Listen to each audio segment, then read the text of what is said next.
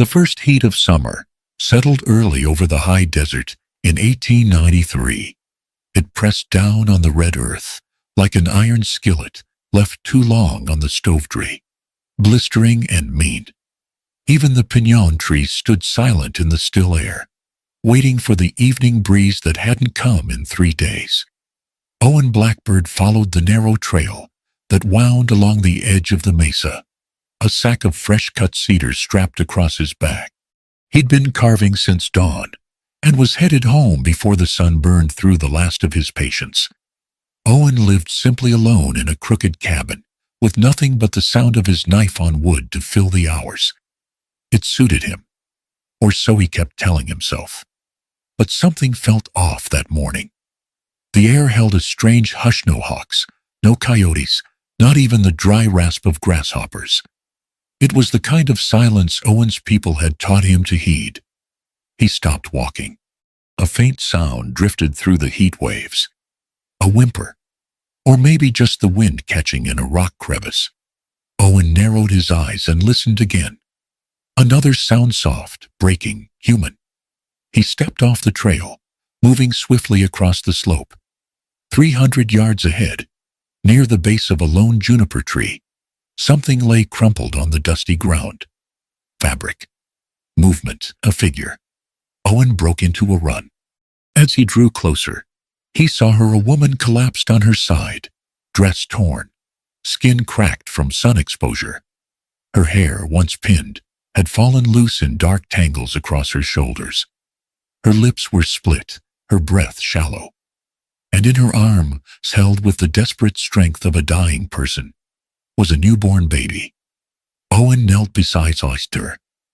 "Ma'am, can you hear me?" Her eyelids fluttered, revealing eyes cloudy with exhaustion, but still fiercely alive. "Please." Her voice was barely a rasp. "Please help us."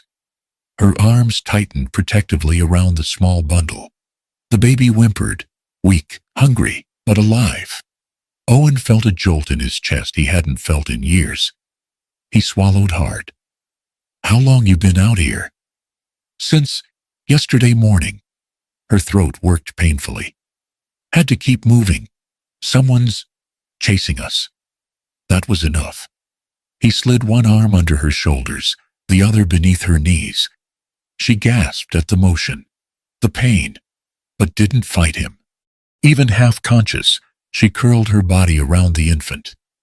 "You're burning up," Owen muttered. "Need water, shade. You can't stay out here another hour." She tried to speak, but her strength failed. The baby let out a thin cry that cut straight through him. Owen steadied himself. He didn't take in strangers. He didn't bring people into his home. He'd lived too many years wrapped in grief and silence to risk letting anyone close. But the sight of her half-dead yet still shielding that child unraveled something inside him, he thought long buried. "Hold on," he said, lifting her carefully. "I'll get you both safe. Just don't quit on me." He carried her back toward the trail, slow and steady, keeping the baby nestled securely between them. Her head rested against his chest, her breath feather light. After a few minutes, she whispered, Where are you taking us?" "My cabin," he answered. "It ain't much, but it's close." She managed a faint nod. "Thank you, sir." "Owen," he said. "Ruby," she breathed. Then her eyes rolled back, and she went limp in his arms. Owen pushed open the cabin door with his shoulder and stepped inside. The place was dim, cluttered with wood shavings and half-finished carvings. Dust clung to the shelves. The bed was unmade. It wasn't meant for guests, certainly not a woman and a newborn. But it was all he had. He laid Ruby gently on the bed, then eased the tiny baby from her arms. The chilled boy blinked up at him with unfocused, restless eyes. "You're tougher than you look," Owen murmured, feeling an unexpected warmth in his chest. "Coming all this way." The baby's face scrunched, and Owen almost smiled. He turned to Ruby. Her skin was too hot, her breathing too shallow. Fever, exhaustion, dehydration. She needed care fast. Owen grabbed a metal basin, filled it with water from the pump outside, and lit a fire to warm it. With practiced hands that once tended a sick wife long ago, he wrung out a cloth. He hesitated. "I'm gonna help you," he murmured, "but I'll keep my eyes where they ought to be." He carefully loosened the ties of her dress, lowering the back just enough to lay warm, damp cloths along her spine. Her skin was pale, almost luminescent beneath the grime. As he worked, she stirred, burying her face in the pillow out of embarrassment even in half-consciousness. "Please," she whispered shyly, "do it quickly. I'm ashamed." Owen swallowed thickly, keeping his gaze steady on the cloth, not her exposed skin. "You ain't got nothing to be ashamed of," he said gently. "You're fighting to stay alive, that's all." She exhaled a faint, trembling breath and didn't speak again. Owen worked in silence, cooling her fever little by little. When he finished, he wrapped her back up carefully, then lifted the baby again, rocking him awkwardly until he settled. The fire crackled. The cabin filled with warmth. The storm inside Owen, fear of the past, fear of opening his heart again, quieted just enough for him to sit beside the bed and watch them breathe. Two strangers he'd found in the dust. Two people he hadn't meant to care about, but already did. By the next morning, the fever had settled into something less violent, more like an ember than a wildfire. Ruby woke slowly, her body heavy, her mind catching up one reluctant piece at a time. She was lying on a narrow bed, with a patched quilt tucked around her, the faint scent of cedar and ash drifting through the room. Sunlight slipped through the warped boards of the shutters, dust swirling in the golden beam. The first thing she heard was the soft rasp of a carving knife against wood. She turned her head. Owen sat at the small table by the window, sleeves rolled above his forearms, his dark hair pulled back loosely at the nape. Wood curls gathered on the tabletop and floor, like shavings of pale gold. He didn't look up as he worked, but Ruby sensed he knew she was awake. Her voice came out hoarse. "How long was I asleep?" "Most of the night," he said without pausing his hands. "Your fever broke before dawn." Her eyes drifted to the basket near the hearth. The infant, their son, her whole reason for running, slept on his side, cheeks pink now, instead of ghostly pale. "Is he?" "He's been fed. A bottle I fixed from a spare canteen." He finally looked up, hesitation softening his usually guarded eyes. "He's stronger today." Ruby exhaled with a shudder, pressing a shaking hand to her mouth. "Thank God." Owen nodded, but said nothing more. Words, it seemed, were not his chosen tools. Wood and silence were. Ruby tried to sit. A jolt of pain rushed through her spine, and she winced. "Take it slow," Owen warned, standing to help her. His hands were warm, careful. "Your body's been through hell." She sank back onto the pillows. "I'm sorry," she murmured. "I didn't mean to be a burden." "You're not." His tone was firm enough to silence her. Her gaze wandered around the cabin, the clutter, the dust, the tools, the sorrow tucked into every corner. A woman's shawl still hung from a hook by the door, faded and untouched. Ruby understood then that she was in a place kept alive by habit alone, not by hope. She swallowed gently. "You haven't had someone here in a long time." He paused mid-step, the faintest wince crossing his face. "No," he said, "not in a long while." Ruby didn't ask more. Grief was a private landscape, one she knew too well. After a minute, he cleared his throat. "You should eat something." He ladled stew from a dented pot and brought it to her on a chipped plate. The smell made her stomach twist with hunger. She ate slowly, each bite waking her strength. "Thank you," she said softly between mouthfuls, "for all of this." Owen only shrugged. With food in her belly and fever gone, Ruby insisted on moving about. Owen tried to stop her, but the determination in her eyes was sharper than any blade he owned. She wasn't used to being idle, not after the months of running. By midday, she had swept the floor, beat the dust out of the faded blankets, and scrubbed the hearthstones until they shone dark and clean. She set a pot of beans on to simmer, added thin slices of onion and dried herbs she found near the window. When Owen returned from checking his traps along the ridge, he froze in the doorway. The house looked different. Not new, not fixed, but touched by gentle hands. Ruby smiled shyly. "I hope you don't mind. I just needed something to do." He stepped inside, setting down the snares. "It's fine. Just wasn't expecting it." His eyes lingered on the swept floor, the neat stack of folded cloth on the shelf. She could almost feel him remembering what it had been like before grief hollowed him out. Near the hearth, the baby fussed. Ruby moved to lift him, but Owen was quicker, bending to scoop the infant with surprising ease. "He likes to be walked," he said. He paced the room in slow, steady steps, humming under his breath. Ruby blinked at the sight.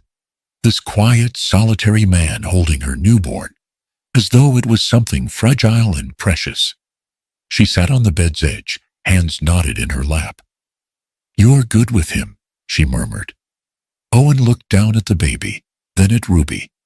Something old and raw flickered behind his eyes. "I always hoped to be." She tilted her head. "You and your wife, you never had children." His jaw tightened. "No. I'm sorry." He hesitated, then spoke with difficulty. "It wasn't her. It was me. I can't have children."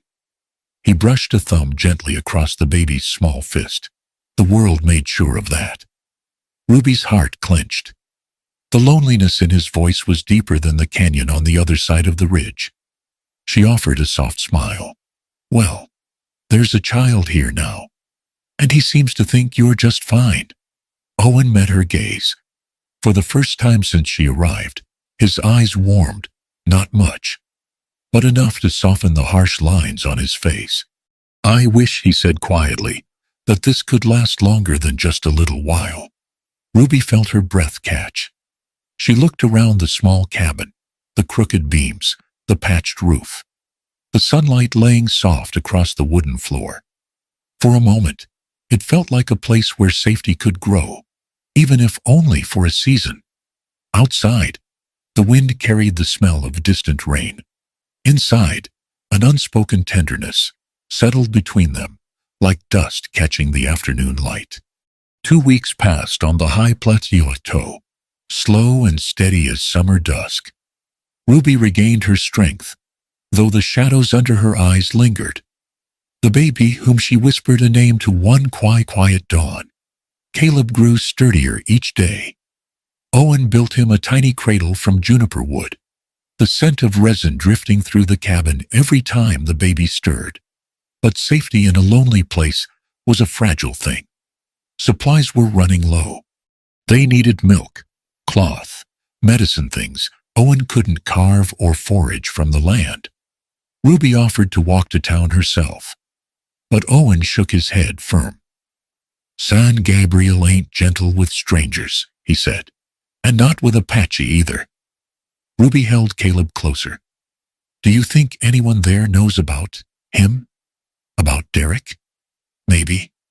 Owen's voice dropped, "but we'll find out." They set out early the next morning, riding the old mule Owen kept for hauling logs. Ruby sat behind him, one arm around Caleb, the other gripping Owen's waist for balance. She kept her head low, beneath her sunbonnet. The land unrolled beneath them, like a yellowed massage brush plains. Silver-green cottonwoods along the river, the distant spine of mountains rising like a dark promise in the west. Heat shimmered off the dirt road, but for once, Ruby didn't feel fear at the wide-open sky. Not until they neared town. San Gabriel was little more than a cluster of buildings thrown together along a single dusty street. general store, saloon, smithy, a church whose bell hadn't rung in years. As they passed the first buildings, doors cracked open. Faces appeared. Eyes followed. A woman whispered to another, hands clutching her prayer shawl. A rancher spat in the dust and watched them with a frown. Someone muttered the word omen. Ruby straightened her back, cheeks burning. The general store door creaked open. Mrs. Hollins, a thin woman with a sharp jaw, leaned out and called loudly enough for half the town to hear. Well, look what the wind dragged in. A white lady runnin' with an Apache. That can't mean nothing good for San Gabriel. A few men snickered. Owen's shoulders stiffened. Ruby opened her mouth, ready to defend him, ready to defend herself, but he stepped forward, blocking her with the quiet weight of his stance. His voice was low, steady, but it cut through the muttering like a blade. She's under my protection. Anyone wants trouble with her will have trouble with me. The street went silent. Owen rarely spoke in town. He certainly never interfered in white folks' business. The statement echoed louder for that reason. Ruby stared at him, astonished, grateful, and for the first time, the knot in her chest loosened. Mrs. Hollins scoffed and disappeared back inside. But the crowd didn't fully break apart. They watched, whispering like prairie grass in a rising wind. Ruby whispered, "Thank you, Owen." He didn't look at her. "Let's get what we came for." It was cooler inside, but no friendlier. Ruby picked out milk powder, a small tin of salve, cloth diapers, a skein of thread. Caleb fussed softly, and she swayed him against her shoulder. The storekeeper, Mr. Jenkins, rang up the purchase with a thin, suspicious smile. Before Ruby could reach for her small pouch of coins, he leaned over the counter. "You know," he said, voice oily, "folks been talking about a woman running from her own kin. Something about a baby that ain't rightfully hers." Ruby froze. "Who told you that?" "Word gets around." Jenkins shrugged. "Some man's been in and out of town asking questions. Big fella, hard face." His gaze slid to Caleb. "Said he's looking for a runaway girl with a newborn." Ruby's blood ran cold. She felt Owen step up behind her, his presence a shield. "Did he say his name?" Owen asked. "Didn't need to," Jenkins said. "Looks mean enough." And then the store's front door swung wide with a violent bang. A tall man in a dust-covered coat filled the doorway, eyes gleaming with triumph the second he saw Ruby. "Derek." Ruby gasped. Her knees weakened. "Well, well," he drawled. "There you are, darling." Owen moved instantly, placing himself between them. Derek smirked. "Easy, Apache. I ain't here for you, unless you're fool enough to stand in my way." Ruby clutched Caleb tighter. "Leave us alone, please." Derek stepped closer, voice dropping to a cruel whisper. "You owe money, Ruby. My brother left debts, big ones, and the state says orphans get support funds. But only if I'm the guardian." "That's a lie," Ruby said through clenched teeth. "You just want the Landhigh's land. Caleb is your key to it." Derek's gaze darkened. "You shut your mouth." Owen's hand hovered near the handle of his carving knife. His eyes were calm, but there was a storm behind them. "You're done talking to her like that." Derek barked a laugh. "Look at you. She lose her man, and she crawls into the arms of the first savage who'll have her. You're filth to her world, Apache." Ruby's fear snapped like brittle bone. She stepped forward, voice shaking but fierce. "He saved us from a snake. You." A hush fell. Derek's jaw clenched so hard his teeth ground. "You think that changes the law? Bring that baby to court. We'll see who's fit to raise him." He glanced at the watching crowd, planting seeds of doubt, of gossip, and walked out with a swagger, like he already owned the outye. Ruby sagged against the counter. "Oh God, Owen, he's going to take Caleb. He'll twist every word I say. Owen placed a steady hand on her shoulder. Then we'll give him something he can't twist. She looked up. What do you mean? His voice was soft, but the decision behind it was iron. We'll make you a family in the eyes of the court. You and me and the boy. That's how we fight him. Ruby stared at him, wide-eyed. Before she could speak, he added quietly, I won't let him take your child. And outside, Derek's boots scraped across the wooden porch as he headed toward the sheriff's office, toward the first move in a battle that had already begun. They left San Gabriel, under a low sky streaked with burnt orange clouds, the kind of sky that made the whole frontier feel too wide and too empty. Ruby rode behind Owen again, Caleb bundled tightly against her chest. She said nothing for the first mile. Owen didn't push her. Silence, he'd learned, was something a person sometimes needed, just to breathe. Finally, Ruby whispered, He's really going to drag us into court. Yeah, Owen answered. He will. And he'll win.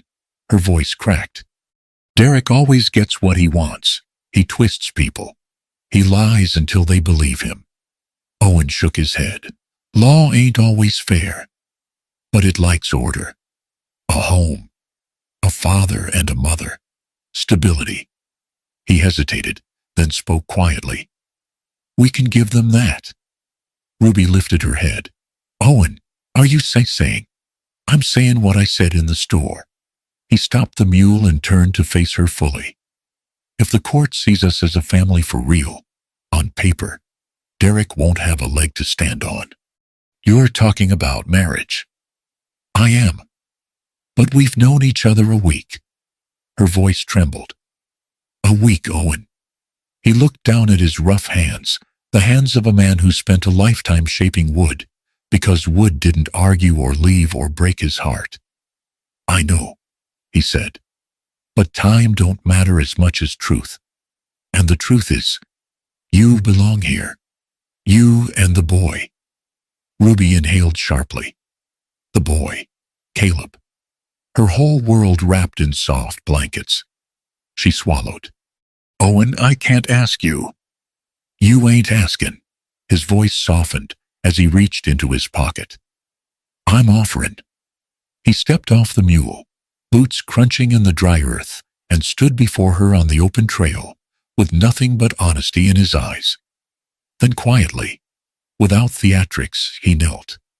Ruby's breath caught. Owen looked up at her like a man praying for something he shouldn't hope for. Ruby Talbot, he said, will you marry me so we can protect your son? Protect you. His voice wavered just enough to show that this wasn't easy for him, that he wasn't used to bearing himself to anyone. I can't give you children of my own. Lost that chance long ago. But I can give a name, a home, a place for the boy to grow where no man can touch him. Ruby's eyes filled. Caleb stirred against her as if sensing the weight of the moment. Are you doing this just to help us? She whispered. No. Owen swallowed, the truth burning on his tongue. I'm doing it 'cause it feels right, 'cause you feel right, and 'cause when I saw you on that trail, I didn't feel alone for the first time in years. Ruby covered her mouth with her hand. Tears slipped between her fingers. Then she nodded. Yes, Owen. Yes. I'll marry you. His relief was not loud, not in shouts or smiles, but in the way his shoulders eased and his eyes warmed. He rose slowly, took her hand, and pressed it lightly against his chest. We'll do this proper, he said. Pastor, witnesses, the whole thing. Ruby let out a shaky laugh. I can't believe this is happening. Me neither, he admitted, but some things you don't question. You just take hold of. They married the next afternoon beneath the old cottonwood tree by the Chama River, the same tree where Owen once placed a carved offering for his wife's spirit. Its broad silver-green branches rustled softly, leaves trembling in the warm breeze, like they were whispering blessings from another world. A handful of shepherds from a nearby camp served as witnesses. Pastor Holt, who lived 3 miles upriver, arrived with dust on his coat and a Bible older than the state of New Mexico itself. Ruby wore a simple washed dress Owen had mended with his own hands. Her hair was pinned back loosely, wisps dancing in the wind. Caleb slept in a swaddle against her ribs, unaware he was becoming part of a new family. Owen stood beside her in his best shirt clean, though worn at the elbows, and a leather tie his father made long before the reservation days. Pastor Holt cleared his throat. "We gather here to join these two souls in holy matrimony. Though the times be hard, and the land be harsher still, it's love and loyalty that keep folks upright." Ruby's hands trembled. Owen took them in his own, steady as bedrock. "Repeat after me," the pastor instructed. "I, Owen Blackbird." "I, Owen Blackbird," he echoed, "take Ruby Talbot as my lawful wife, to stand beside her in hardship and in peace, until the Lord calls me home." Owen repeated the vow, with quiet conviction, his thumb brushing soothing circles on the back of Ruby's hand. Then it was her turn. Ruby's voice wavered only once, on the word peace, as if she still didn't quite believe peace was something she deserved. Pastor Holt closed the Bible. "By the authority vested in me, by God and the territory of New Mexico, I pronounce you husband and wife. Owen, you may." Owen didn't wait for the rest. He leaned in, hesitating just long enough to let Ruby pull away if she wished. She didn't. Their kiss was soft, uncertain, full of two wounded souls trying to trust again. When they parted, Ruby's cheeks glowed like dawn, breaking over distant mesas. The shepherds clapped. Someone whistled. The river hummed its approval against the rocks. Ruby rested her head lightly on Owen's shoulder. "Thank you," she whispered, "for choosing us." Owen wrapped an arm around her and held her, not tightly, not possessively, but like a man who'd finally found something worth protecting. "Ruby," he murmured, "you saved me too." They rode home as dusk spilled gold across the land. Ruby leaned into Owen's back, exhausted but peaceful, Caleb asleep between them. A new family, fragile but real.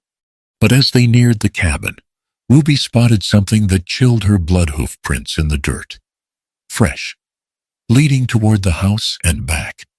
Someone had been watching. Owen saw it too. His jaw tightened. "Derek," Ruby whispered. Owen didn't deny it. "Let him come," he said softly, his hand brushing her knee. "Next time he won't find a frightened woman and a lone Apache." He glanced at her, eyes steady as the mountains. "He'll find a family." Ruby clutched Caleb closer, leaning into her husband, not just out of necessity, but out of something deeper that had begun to bloom. And the cottonwoods rustled behind them, as if the land itself had accepted their vow. The morning after the wedding rose cold and cold, the kind of chill that clung to the earth long after summer should have chased it off. Ruby woke in Owen's cabino, their cabin now, to the faint crackle of a fire and the smell of wood smoke drifting through the rafters. Caleb stirred beside her in his cradle. Ruby brushed her fingers over his forehead, marveling that after so many days of fear, he slept as peacefully as river water. Owen stood at the stove in a clean shirt, stirring something in a dented pot. His hair was damp from washing at the pump outside, and the early sun caught on the droplets, still clinging to the ends. He glanced over his shoulder. "Mornin', Mrs. Blackbird." Her cheeks warmed. She wasn't used to the name yet. "Mornin'," she replied, voice soft from sleep. "You hungry?" he asked. "Starved." He nodded. "Good. Made oatmeal. Heavy on the honey, light on the flavor." A faint smile tugged at his mouth. "Can't promise it'll be good, but it won't kill you." Ruby laughed, small, real. "That's a mighty sales pitch." They ate together at the table. The space felt different this morning, not larger exactly, but fuller. Like every corner of the cabin held a new purpose. Ruby washed the dishes afterward, humming under her breath, while Caleb kicked in his cradle. Owen cleaned his carving tools on the porch, his movements steady, rhythmic. After a moment, he spoke through the open doorway. "I'll need to head out later. Check the snare lines. Bring in more wood." Ruby dried her hands. "I can help." He gave her a gentle but firm look. "You rest. Court's in 3 days. Want you strong." She swallowed. "Derek's not giving up." "No, he ain't." But there was a different weight to Owen's voice. No less fear, more resolve. He'd faced grief, solitude, and men far worse than Derek. And now he had something to stand for again. Ruby stepped onto the porch. "Owen, are you really sure you want all this?" She gestured to the cradle, the cabin, their joined lives. "I don't want to be a burden." He straightened slowly, wiping his hands on a rag. "You ain't a burden. You didn't plan for a wife or a baby." "No," he said quietly. "But I hoped for a home again, even when I swore I didn't." His eyes softened. "You and the boy. You made this place feel alive." Ruby's chest tightened. She reached out, hesitant, and brushed her fingers over his arm. He froze just a moment. Then his hand covered hers. Warm, solid, honest. For a heartbeat, they stood like that, kissed unshifted, wanting to close the distance, but afraid of moving too fast. It was Caleb crying that broke the spell. Life in the cabin settled into a rhythm that was far from flawless, but strangely comforting. During the day, Ruby swept the floors, washed clothes at the basin, and learned the quirks of the old wood stove. She sang Caleb lullabies her mother once sang, long before marriage or grief had found her. Owen hunted, chopped wood, mended the shed door, and worked on a set of carvings he planned to take to the trading post after the custody hearing. When he worked, he hummed under his breath, low, steady, shaped like prayer.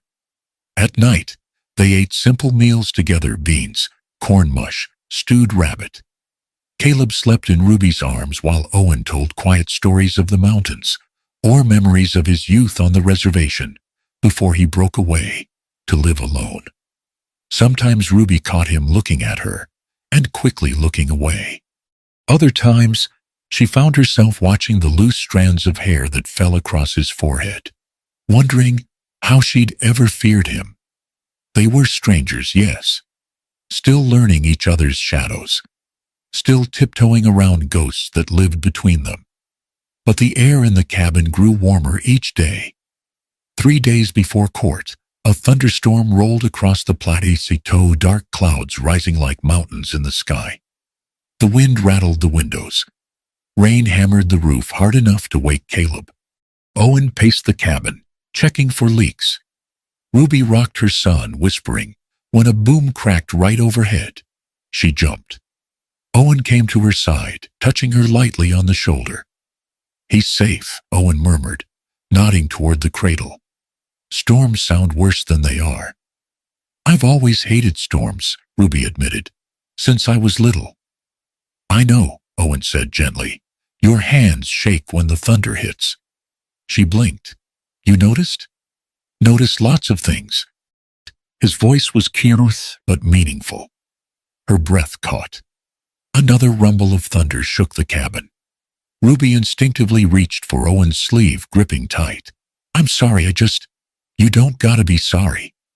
Owen slid his hand down her arm, covering her trembling fingers. "Come here." He led her to the doorway, where the storm wind pushed cool air inside. Lightning flickered over the mesas, illuminating the world in stark silver. Ruby leaned against him without thinking. His arm wrapped around her waist, steady, natural. "It's beautiful," she whispered. "Terrifying, but beautiful." "Most things worth keeping are," he said. She looked up at him. His face was inches from hers, his breath warm against her cheek. "Owen," she started. But before she could speak, hooves thundered outside. Not lightning, not thunder. Hooves. Owen stiffened. Inside, he ordered softly. He grabbed his rifle from the wall and stepped onto the porch. A lone rider approached fast from the direction of town, cloak whipping in the wind. Ruby clutched Caleb, heart pounding. The man reined in his horse sharply. It was Sheriff Hayes.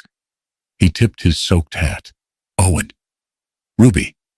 Ruby's stomach turned. Sheriff, is something wrong? Derek Talbot was in town again, the sheriff said grimly. He's spreading talk, ugly talk. What kind? Owen asked, voice flat. That you stole another man's widow, that Ruby's unstable, that the baby ain't safe under this roof. The sheriff hesitated. He's coming hard, and he's got folks listening. Ruby's knees weakened. Hayes continued. Court's day after tomorrow. Be ready. He'll come swinging. Owen stepped forward, blocking Ruby from the rain. We're ready. The sheriff studied him. Then Ruby. Then the cabin lit faintly by lamplight. I hope so, he said softly. For all your sakes. He rode off into the storm. Owen closed the door, locked it, and leaned his rifle carefully against the frame. Then he turned to Ruby and the fear in her eyes. He can talk, Owen said, but talk won't win. Ruby swallowed. What if he turns them all against me? Owen crossed the room and placed his hands gently on either side of her arms. Ruby, he said, voice steady as a heartbeat, you ain't alone. Not anymore. Her breath trembled. Then he drew her into his arms. For the first time, she didn't hold back. She let herself lean against his chest, let herself feel the warmth of him, the truth of him.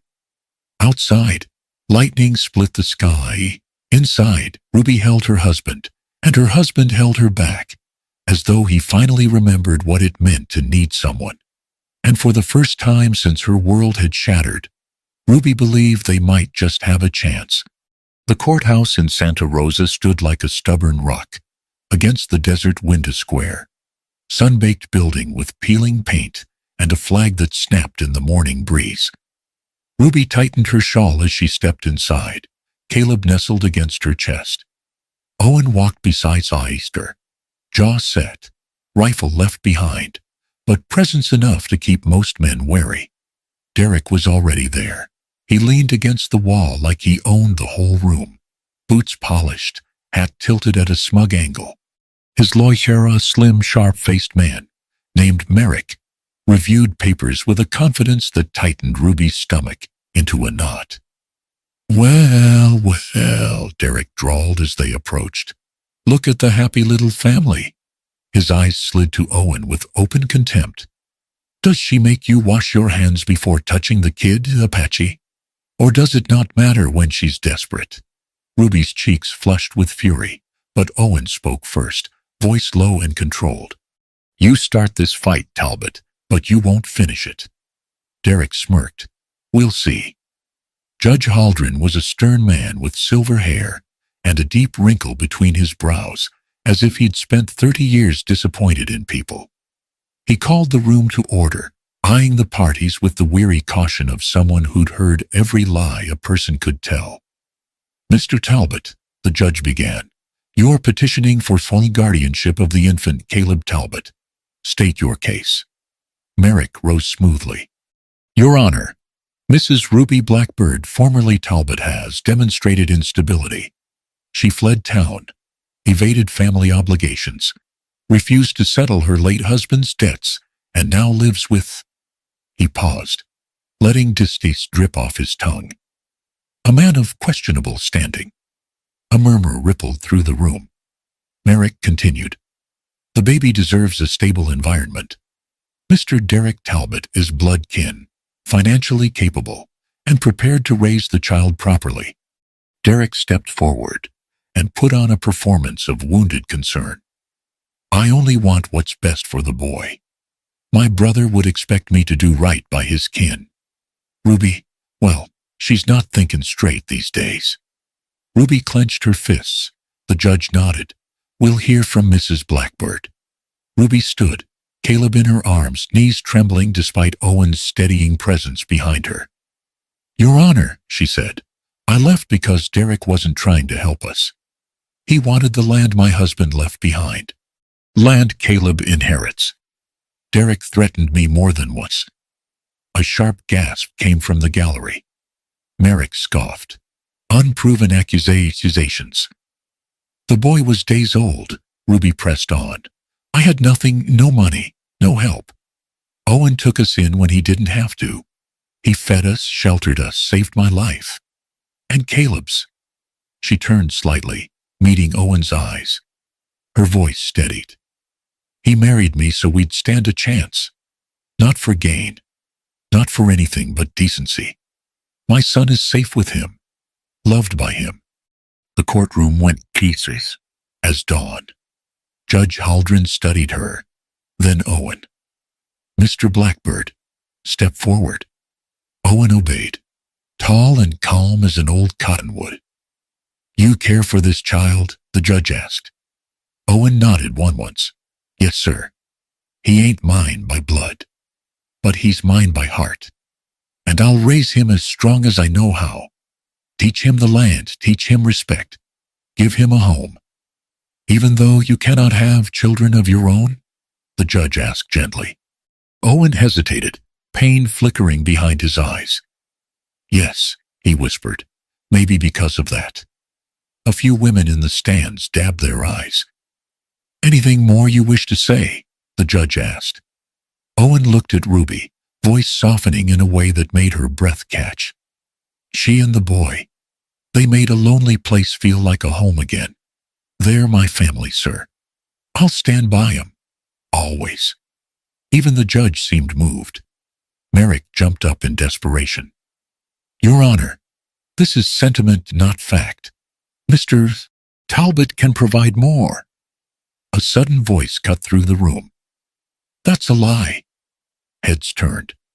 Sheriff Hayes strode forward, hat in hand. Your Honor, I've seen Derek Talbot harassing the widow for months, heard him threaten her myself. And there's talk of him trying to claim land that ain't his. Derek's face drained of color. Sheriff, you watch your... Quiet, Judge Haldren snapped. He sifted through the papers before him, then looked up with a stern final breath. I've heard enough. The judge stood, speaking loud enough for every soul in the room to hear. The best interest of the child lies with the Blackbirds. They offer stability, care, and a united household. Mr. Talbot, you offer only greed and hostility. Guardianship is awarded to Owen and Ruby Blackbird, effective immediately. Ruby gasped, pressing a hand to her mouth. Owen squeezed her shoulder, gentle, grounding. Derek erupted. You can't do that. That half-breed. Another word, the judge warned, and you'll spend a night in my jail. Derek stormed out, doors slamming behind him. Ruby sagged with relief. Caleb woke at the noise and whimpered. She kissed his forehead. We're safe, she whispered. We're safe, baby. Owen lifted her free hand and held it tightly, as if anchoring both of them.